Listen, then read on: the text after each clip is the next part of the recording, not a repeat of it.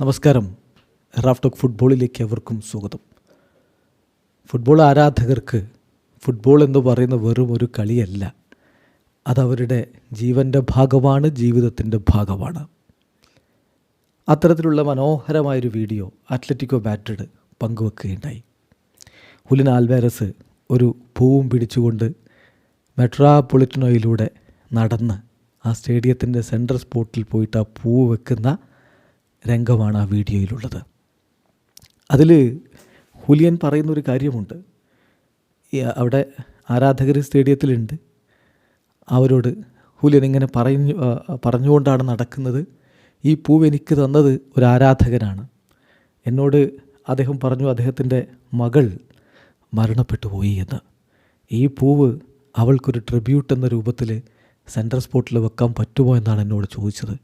ഒരു വലിയ Atletico Madrid ആരാധകനാണ്, അദ്ദേഹത്തിൻ്റെ ഈ ഒരു ആഗ്രഹം നമുക്ക് സാധിച്ചു കൊടുക്കാം എന്ന് പറഞ്ഞുകൊണ്ട് ഹുലിയൻ നടന്നതെന്ന് ആ ഒരു പൂവ് ആ സെൻട്രൽ സ്പോട്ടിൽ വെച്ചിട്ട് ഇങ്ങനെ കൈ ഉയർത്തി കാണിക്കുകയാണ്. വല്ലാത്തൊരു മൊമെൻ്റാണിത്. തീർച്ചയായിട്ടും ആ പിതാവിന് അത് എന്നെന്നും ഓർമ്മയിൽ സൂക്ഷിക്കാനുള്ളൊരു നിമിഷം കൂടിയാണ്. ഹുലിയൻ ചെയ്തതെന്താ?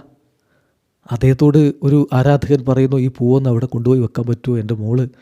എൻ്റെ മോളുടെ ഓർമ്മക്കാണ്, അവൾ റീസെൻ്റ്ലി മരണപ്പെട്ടു പോയി, ഇതൊന്ന് അവിടെ കൊണ്ടുപോയി വെക്കാൻ പറ്റുമോ? ഫുട്ബോളിനെ അത്രയധികം സ്നേഹിക്കുന്ന ഒരു പിതാവ് തൻ്റെ മകളുടെ ഓർമ്മക്കായിട്ട് തൻ്റെ പ്രിയപ്പെട്ട ക്ലബിൻ്റെ ഹോം ഗ്രൗണ്ടിൽ ആ സെൻട്രൽ സ്പോട്ടിൽ ആ ഒരു പൂവ് വെക്കണമെന്ന് ആഗ്രഹിച്ചു. ഹുലിയൻ അത് നിറവേറ്റി കൊടുത്തു.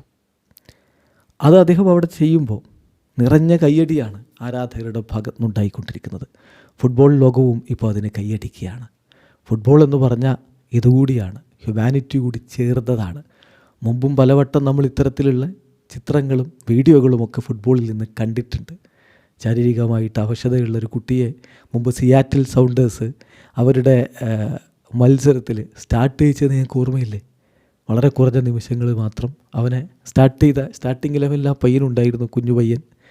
എന്നിട്ടൊന്ന് ബോൾ ടച്ച് ചെയ്ത് അങ്ങനെ ഒരു ഷോട്ടൊക്കെ അടിച്ചതിന് ശേഷം സബ്സ്റ്റിറ്റ്യൂട്ടായിട്ട് അവനെ പിൻവലിച്ച് അവരുടെ മെയിൻ താരത്തെ തന്നെ ഇറക്കി. അപ്പോൾ ഇങ്ങനെയുള്ള സംഭവങ്ങൾ കൂടി ചേരുമ്പോഴാണ് ഫുട്ബോൾ അതിൻ്റെ ഏറ്റവും മനോഹരമായൊരു ദൃശ്യം നമുക്ക് സമ്മാനിക്കുന്നത്.